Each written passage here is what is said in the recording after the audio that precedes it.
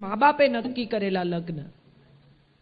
દીકરીને દિવાળીમાં એને ઘરે મોકલી, પહેલી વાર સાસરે એન્ગેજમેન્ટ થયા પછી દીકરી ત્યાં 2 દિવસ રહી, પાછી આવી અને પછી થોડાક જ દિવસમાં દીકરી એટલી બધી ડરેલી રહે, માને કહે નહીં ક્યાં જાય છે, જ્યાં કહીને ગઈ હોય ત્યાં મળે નહીં.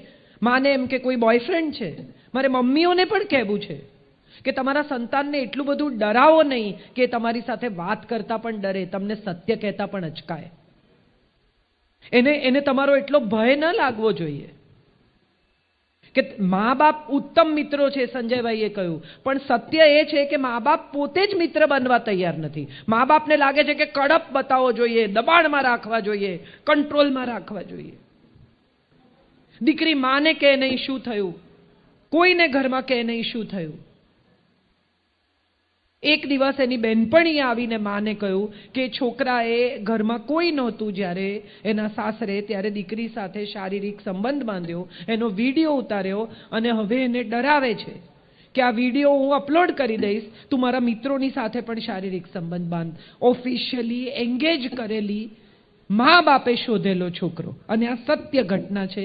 થોડાક જ દિવસ પહેલા મારા ઓફિસમાં આવીને કહી ગયેલા લોકો. અમે સાયબર ક્રાઇમની ફરિયાદ કરી, તરત પગલાં લેવાયા. મારે બધી દીકરીઓને કહેવું છે કે ફરિયાદ કરતા ડરતા નહીં. આજે જ ફિલ્મ રિલીઝ થઈ છે છપાક. સંજયભાઈએ એસિડ એટેકની વાત કરી, મારી નહીં તો કોઈની નહીં. વાત સાચી છે, પણ એસિડ એટેકથી, રેપથી, મોલેસ્ટેશનથી ડરીને ક્યાં સુધી રહેવાનું? પૂરા કપડાં પહેરો કારણ કે બહારના લોકોની દ્રષ્ટિ ખરાબ છે, ઢાંકીને ફરો કારણ કે બહારના લોકોની દ્રષ્ટિ ખરાબ છે. અહીં બેઠેલા બધા જ લોકોને મારે પૂછવું છે કે સ્વિમિંગ પુલમાં છોકરાઓ નહાતા હોય છે, હા કે ના? હા કે ના? એમાં કેટલા બધા છોકરાઓના શરીર સરસ હોય છે, ગ્રીક ગોડ જેવા હોય છે, પાતળી કમર, પોળા ખભા અને ખુલ્લા હોય છે, ખાલી સ્વિમસૂટ પહેર્યો હોય છે, હા કે ના? જવાબ આપો. સાંભળો છો કે નથી સાંભળતા? તો કેમ સોપો પડી ગયો છે? આટલા બધા છોકરાઓ નહાતા હોય છે, તમે જોઈ કોઈ 4 છોકરીઓ ભેગી થઈને ખુલ્લા છોકરાને ઉપાડી ગઈ હોય? હા કે ના? કેમ? છોકરો ખુલ્લો ના હોય તો છોકરી ના ઉપાડી જાય, પણ છોકરી શોર્ટ્સ પહેરે તો છોકરાની દ્રષ્ટિ બગડે. કોણ નક્કી કરે આ? નિર્ભયા કેસમાં ડોક્યુમેન્ટરીમાં નિર્ભયા ઉપર બળાત્કાર કરનાર માણસ ડોક્યુમેન્ટરી ફિલ્મમાં એમ કે છે કે એણે જે કપડાં પહેર્યા હતા એ જોઈને હું ઉશ્કેરાઈ ગયો. છે અધિકાર કોઈને આવું વિચારવાનો, આવું જોવાનો? અને જો છે તો એ ક્યાંથી આવે છે? મમ્મીઓ, બધી મમ્મી એમ કે મારે તો તાંબાનો લોટો ઘસો એટલે ઉજળો. તમે દીકરીનું ધ્યાન રાખો. તાંબાનો લોટો ઘસો એટલે ઉજળો? કેમ દીકરો મેલો થતો જ નથી?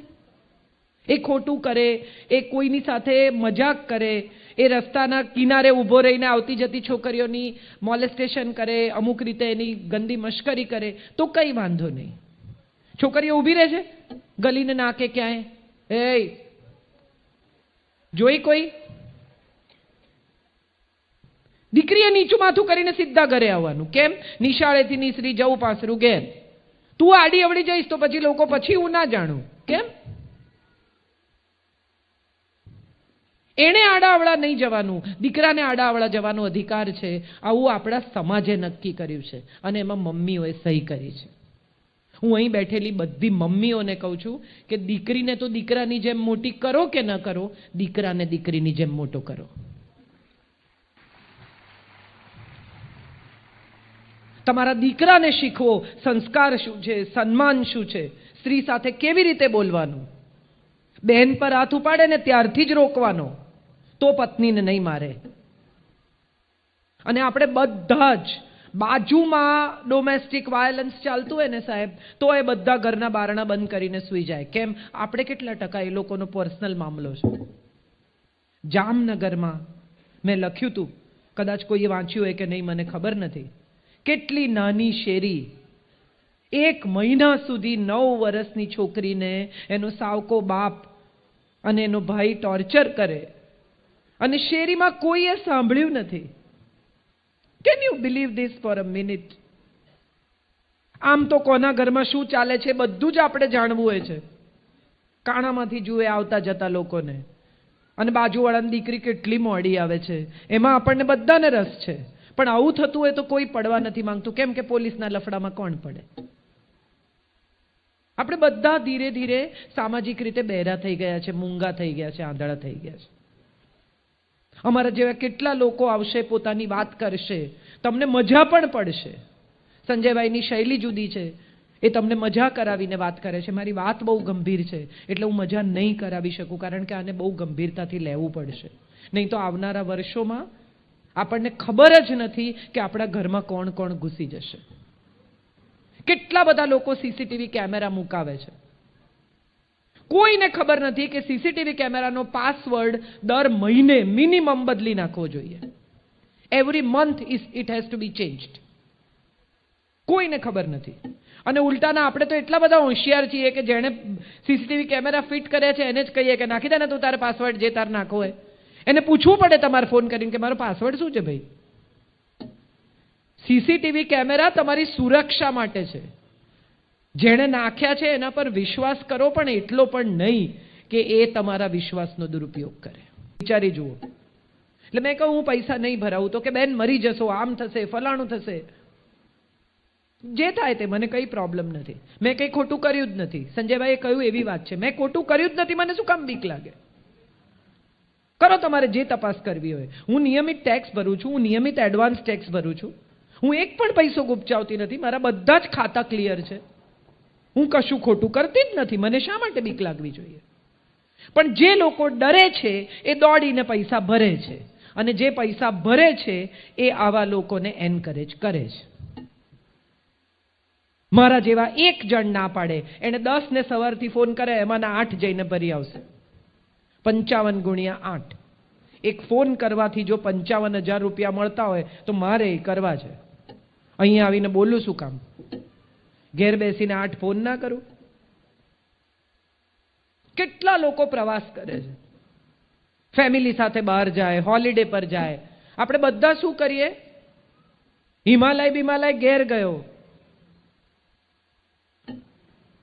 પાઉટ કરીને ફોટા પાડવાના, ફેસબુક પર અપલોડ કરવાના, અને લાઈકનો વાડકી વ્યવહાર. તમે મને લાઈક આપશો તો હું તમને આપીશ, નહીં તો નહીં આપો. જોઈ લેવાનું. લોકોને હવે તો લાઈક નથી વધતા તો ડિપ્રેશન આવે છે કે મારી તો 56 માંથી 52 લાઈક થઈ ગઈ, અને મારી બહેનપણીને 56 માંથી 80 થઈ ગઈ. એવું તો એણે શું કર્યું? પેલી આમ એક ખભો ખોલીને ફોટો પાડ્યો હોય.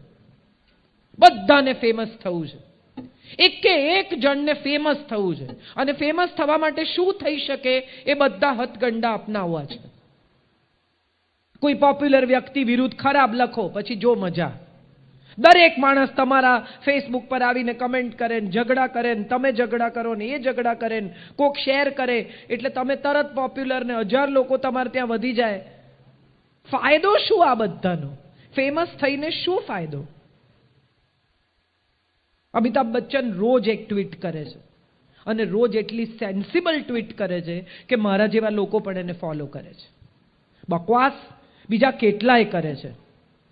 ટિકટોક નામની એક સાઇટ છે, મેં અહીંયા આવતા પહેલા બધું બહુ તપાસ કરી છે. એ ટિકટોક ઉપર એટલો બકવાસ લોકો ભરે જ જાય છે. ફિલ્મના સીન ને ફલાણું ને મારા અવાજમાં કેટલાય લોકો કરે છે, ને સંજયભાઈના ને જય વસાવડાના બધાયના અવાજમાં હું બોલતી હોઉં એવી રીતે બોલે ને. ફાયદો શું? શું ફાયદો એ મારે સમજવું છે.